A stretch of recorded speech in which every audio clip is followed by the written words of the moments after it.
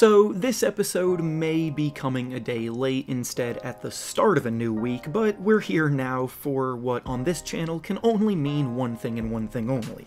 Every weekend I post an episode of this series we do called Your Take Not Mine, where I turn to you, the viewers, to give me your hottest NBA takes of the week based on what's going on at the time, and I then choose my favorite submissions and discuss them in a video. This week, preseason has been fully underway, and we've gotten to see our first glimpses at these newly constructed teams, so of course, we have plenty to discuss. In order to submit your takes, I make a community post on either the day of or the day before the video, similar to the one that you see on your screen now, so if you want a chance to be featured in a future episode, be sure to stay on the lookout for that. Before we start though, it turns out about 51% of you watching right now aren't even subscribed to the channel, so please, if you enjoy the content, consider hitting the subscribe button, as not only does it help out a ton, but I'd also very much appreciate it. Now with that being said, let's begin. The first take we'll be discussing today comes to us from RL, and he says that the Brooklyn Nets, even without Kyrie Irving, are still favorites to win the title this season. On paper, the Nets are absolutely stacked. They have an incredible balance of superstar talent, veteran role players that can produce alongside them, and leadership that can hold everything together. But the one player that has been dominating the headlines for them lately is, of course, Kyrie Irving.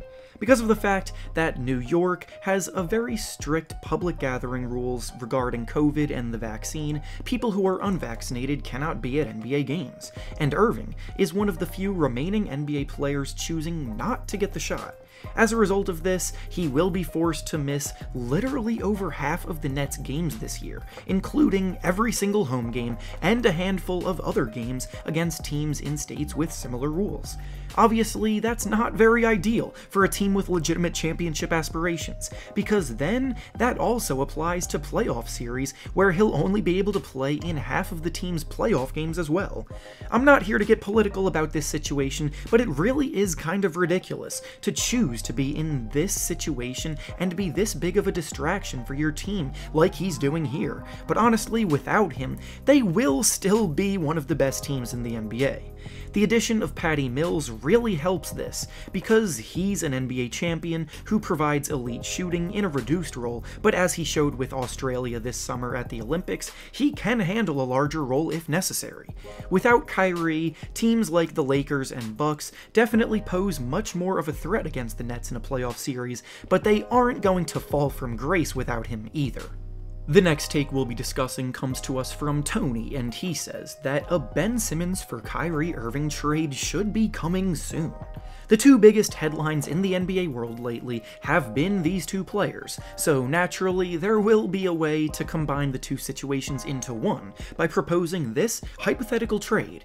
If basketball reasons were the only thing in play in this discussion, then this swap would probably be intriguing for both teams involved, but unfortunately, nothing is ever that easy, and especially with these two players, there are a million outside factors that need to be taken into account.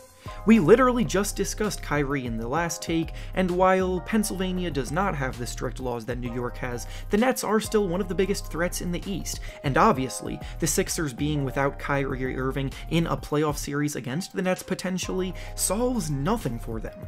Additionally, there have been several reports claiming that Kyrie Irving would heavily consider retirement if he were to be traded, because he went to Brooklyn to win a ring with Kevin Durant, and he's definitely the kind of person that I would believe would do something like that. Yes, on paper, Kyrie provides the exact skill set that the Sixers are looking for, but all of those outside factors just don't really make it all that worth it, even with the Ben Simmons drama carrying on. I don't think Kyrie is going anywhere, and when Ben Simmons eventually gets traded, the last thing the Sixers want to do is add more drama after having to deal with this for an entire summer. The next take we'll be discussing comes to us from Nick, and he says that the Warriors getting Klay Thompson back is not enough to make the team a championship contender, and in all likelihood, they'll be a first-round exit in the playoffs. The last few years of Warriors basketball has been, to put it lightly, disappointing, especially after half a decade of dominance. Steph Curry is still in the prime of his career, and yet the team has missed the playoffs 2 seasons in a row, which is obviously disastrous. Everyone remembers the glory days of the 2016 Warriors team that broke the wins record with the trio of Steph Curry, Klay Thompson, and Draymond Green leading the way, and this year we're going back to seeing them play together again, which is pretty exciting. But as Nick said here, I do kind of agree with his overall take. I wouldn't put it as bluntly as he did, and they will unquestionably be better this year, but things have changed a ton since 2016. For one, the Warriors' role players around that trio are both far more inexperienced and young, and they just aren't as good as the group compared to the role players from the 2016 team. Another thing is that Draymond Green, while still an incredible defensive presence, isn't necessarily as good overall as he was back in 2016 either. Then the most obvious caveat that needs to be pointed out is that Klay Thompson has literally missed 2 full seasons of basketball because of his injury, and when players return from things that serious, it typically takes them a while to get back to their prior form, if they ever even get back to that form at all. Klay brings a skill set as a shooter that is admittedly easier to get back into the swing of things because it has more to do with his touch than it does with his athleticism, but it's still reasonable to be cautious with what you should expect this Warriors team and him individually to accomplish. And finally, the last take we'll be discussing today says that the Raptors being able to play their games in Toronto again will boost them back to the playoffs. The Raptors had a long run as a consistent playoff contender that came to an end last year as they missed the playoffs for the first time since 2013, and based on the direction of the team right now, it's fair to not be the biggest believers in them this season. They let longtime face of the franchise Kyle Lowry leave to go to Miami, and they're focusing more on bringing along their young players, so after a season that resulted in them missing the playoffs, I get why this seems like a hot take to say that they'll be back in the playoffs, but honestly, I wouldn't be surprised at all if they had a strong bounce-back year. Fred VanVleet, Pascal Siakam, OG Anunoby, and Gary Trent Jr. is a very solid grouping of young guys that can lead them. Scotty Barnes looks better than many anticipated him to look so far, and last season, a lot of people seem to forget that injuries played a big factor in hampering the team's ability to compete to the fullest.